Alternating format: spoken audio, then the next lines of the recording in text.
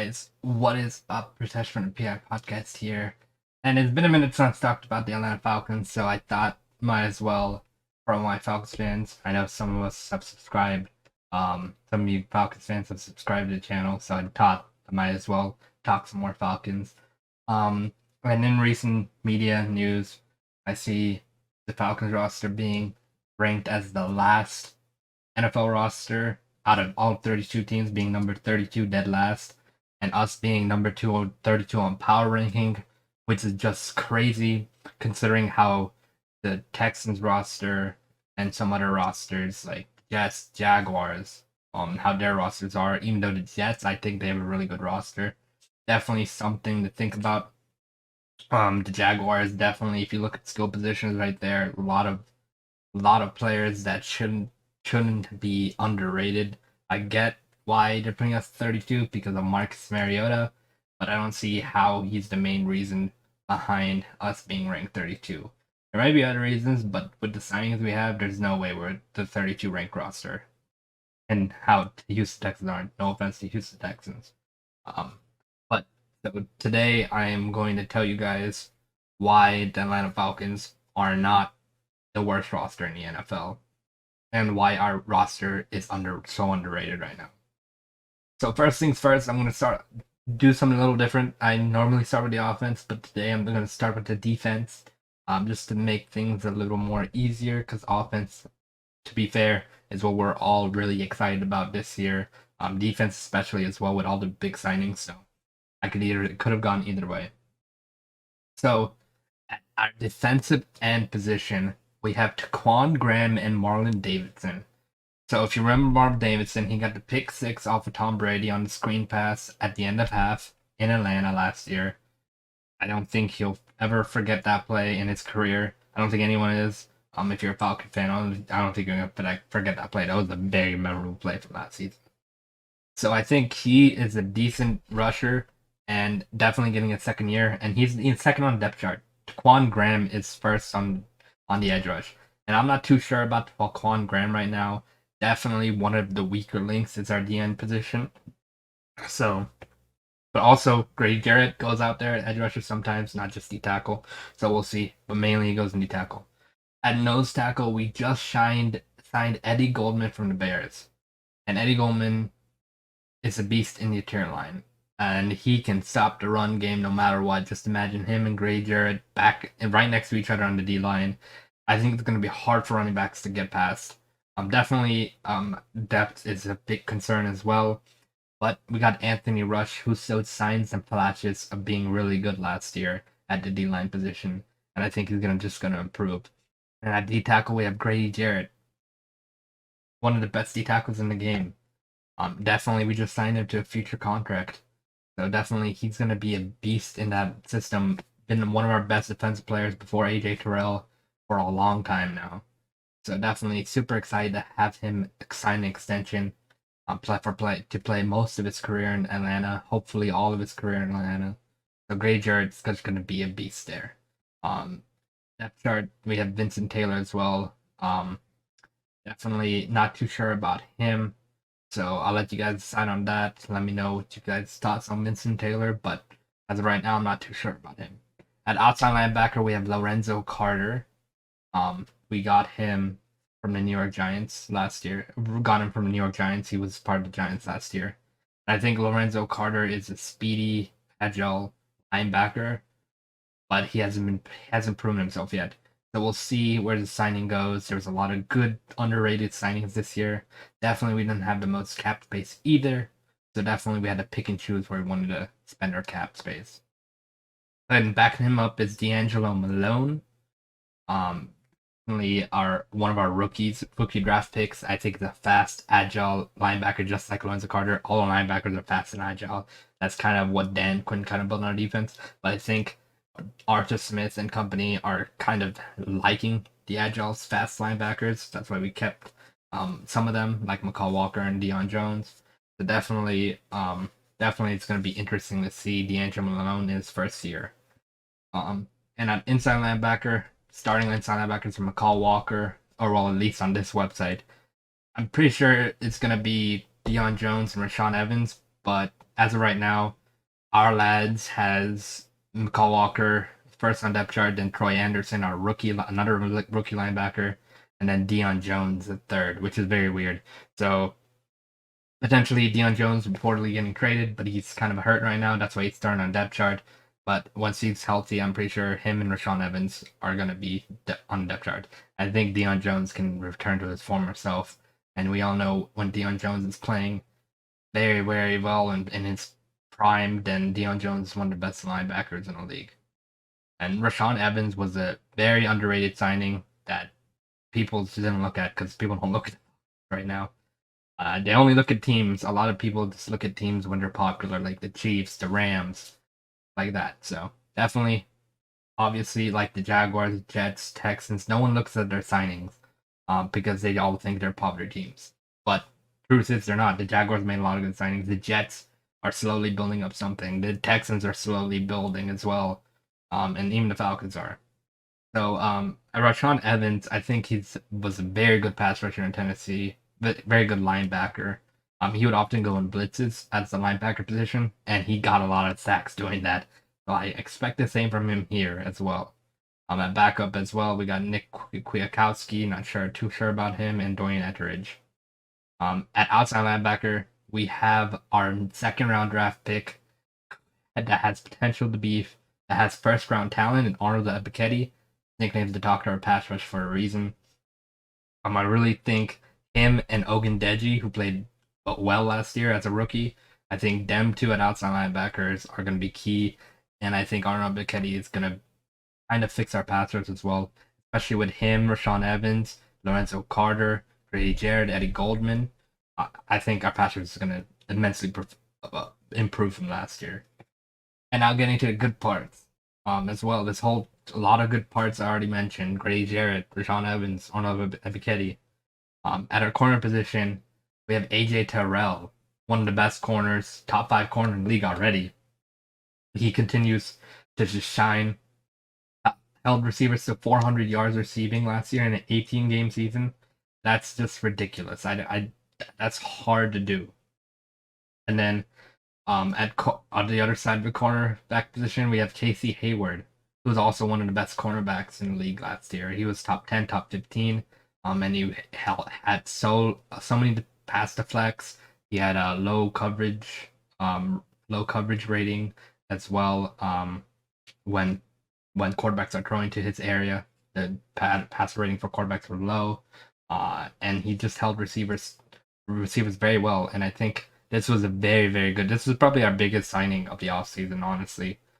And this is probably a very, very good decision. And I think Casey Hayward and AJ Terrell on opposite sides, they're gonna play very well and probably lock some receivers down. At backup, so we do have Darren Hall, who's had a lot of deflect passes. If you're not a Falcon fan, and you didn't watch all the games like Falcons fans did, definitely this guy is something to look out for. He's been getting burnt a lot, but he has some nice deflections out on him, and if he could just improve, that'd be nice. At strong safety, we have Eric Harris and Jalen Hawkins. So at strong safety, Eric Harris played decent enough last year. The safeties didn't allow a 50-plus yard touchdown, which is crazy because in our league it's a pass-heavy league. So I just think that's a good stat for a not very good defense last year. So I think Eric Harris being there is going to help. And then at free safety, you have Richie Grant, second year player. So definitely, I think he's getting some playing time this year. I hope he's very, very good. I think he can be very, very good with his limited snaps in last year. I really think that Richie Grant is going to be at least decent enough to hold his own with Eric Harris on his other side. And nose back, our other cornerback, Isaiah Oliver. If I said Darren Hall has some nice deflections, Isaiah Oliver deflects throws left and right. This guy is very sticky in coverage. Definitely knows where the football is going to be thrown and knows how to defend it. He literally jumps out for passes, makes amazing breaks on the ball. I'm just excited for him. He did get injured, so hopefully Hopefully he doesn't get injured too much this season. That's the only thing. But other than that, that's our cornerback, that's our safeties, that's our D line, our defensive room. Definitely let me know what you guys think of that. I definitely don't see a number 32 ranked roster right there on defense. When you got names like Grady Jarrett, when you got AJ Tyrell, Casey Hayward, um, Eddie Goldman, Rashawn Evans, Deion Jones, I don't see how you can rank it as 32. So now we're going over to the offense.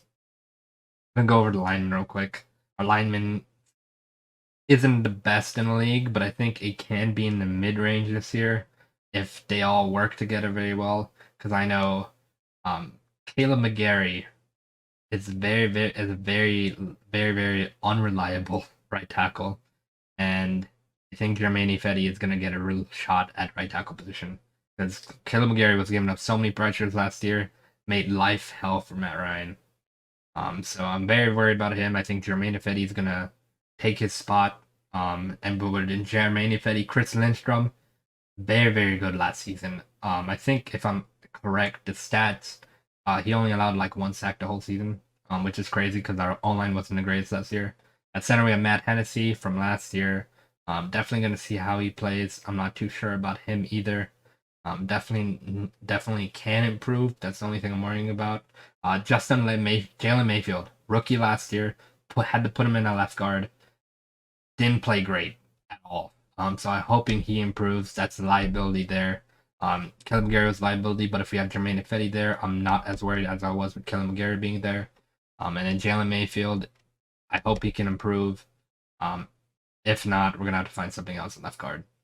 But we have our long-standing left tackle, Jake Matthews, so I think it's good. Not great or anything, but I think he's good. And he has been such a force at left tackle for us. So I think this offensive line can be better if Jalen Mayfield steps up his game and Matt Hennessy. So I think that the offensive line is going to be decent. And now we have a mobile quarterback. But before we get to quarterback, I'm going to talk about our tight ends. We have Kyle Pitts, one of the best tight ends in the league already. Definitely just going to see him improve. Our tight end room is amazing. You all know that. Anthony Ferguson's decent, but we're looking at Kyle Pitts right now. At wide receivers, we have Brian Edwards, Drake London, and Olamide Zaccheaus. Drake London's a rookie, contested one of the best receivers in the draft, if not the best. Catches crazy catches, contested catches. Kind of looks like Julio Jones in a sense. Not saying he's Julio Jones, but kind of looks like it. Olamide Zaccheaus, very fast. You guys seen him last year. Brian Edwards, a tall physical receiver. At depth chart, we have Cordero Hodge, a tall physical receiver again. Demir Bird, who's made some nice catches with the Bears when he was on the Bears. Auden Tate, decent slot receiver, decent third down receiver if we need it. Yeah, and we still have Frank Darby back there. So a lot of these guys that you see on our roster right now won't be here. They'll be cut down to 52-man roster, but the ones I listed for sure I'm pretty sure are going to be on the roster by August and end of August, whenever they cut down the roster to 52-man roster. And at running back, we have Cordero Patterson. You guys know Cordero Patterson, one of those wide backs, can be put out wide receiver, can be put out as running back, and he'll do it all. I think Cordero Patterson is just amazing, and the way Art Smith is using him, he's just going to continue to get better and better. Somehow, as his aging years come by, and he's not even a rookie. He's not even that young anymore. At backup, we have Tyler Algiere, our fifth round pick. Our fifth round. I don't think it's fifth. Our pick, our 2022 draft pick. He was He looks very good, and I believe he's one of the best running backs in the draft. I think we did very well at the running back position and getting Tyler Algiere. And the reason I did pull this auto from my 2022 Chronicles hobby box, Panini packs, open Panini packs here and there. I pulled his auto, so I'm happy about that. I think Tyler Algiere is going to be a really good backup for Cordero Patterson, but probably will get more snaps because Cordero Patterson often is used as wide receivers sometimes. And now, the big position right here, I think why everyone ranks us so low, is the quarterback room. We have Marcus Mariota and rookie Desmond Ritter. So looks like Marcus Mariota is going to win the battle. And I know Marcus Mariota couldn't develop. I know that. I've said it plenty of times.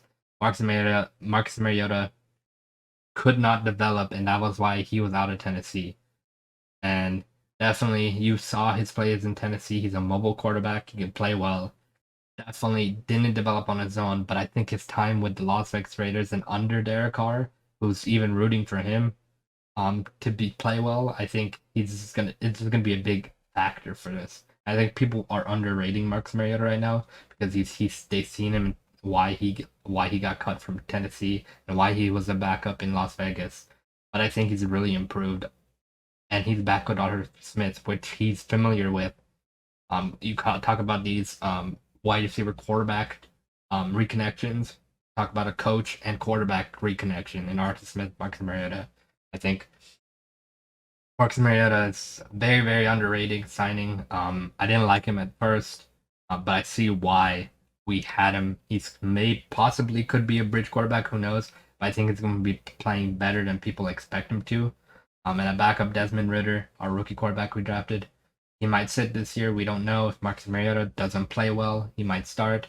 But remember, he did lead Cincinnati to the playoffs in the college football. Had to play some very good teams. Alabama's in the playoffs, and a lot of other tough teams that he played,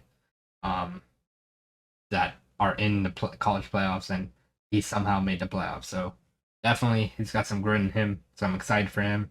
But I think Marcus Mariota is going to do well. I think people are underrating him, and that's why our roster is so low. It's ranked as the worst. But judging by what I saw here and what the names I had on offense as well, Drake London, Bryan Edwards, Marcus Mariota, Cordero Patterson, Tyler Algiere, Jake Matthews, Kyle Pitts. Definitely doesn't seem like a worst roster in the league, does it? So thank you guys for watching the video. If you guys enjoyed, leave a like. If you're a Falcons fan, subscribe. Talk about Falcons a lot. Ian talks about a lot of Jaguar stuff. So if you're a Jaguar fan, you'll definitely love a lot of our stuff. And definitely podcasts every Tuesday, Thursday, and Sunday at 10 p.m. Eastern. So definitely check it out. We talk everything football. You guys won't be disappointed. Thank you guys for watching. I'll see you guys next time. Peace. Thank you for watching the PI Podcast. Make sure you subscribe and tune in next time so you don't miss the latest news in the NFL world. You can also follow us on TikTok at PIPodcast and on Twitter at PIPodcasters. Until next time.